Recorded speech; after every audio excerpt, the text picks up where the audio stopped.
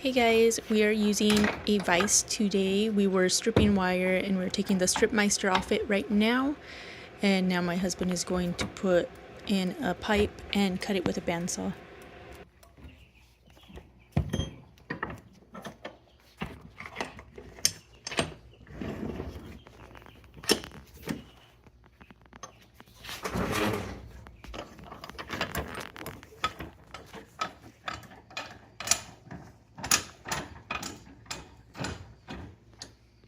Stop. I'll get a smaller pipe. This one's hitting shit. You see this piece right here and this piece? Mm-hmm. That's where the pipes would get pressed at. See? There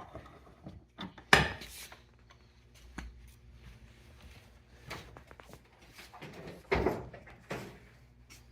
go. And a bandsaw video. Well, that's just keeping it from twisting. Yep, see how it doesn't swivel?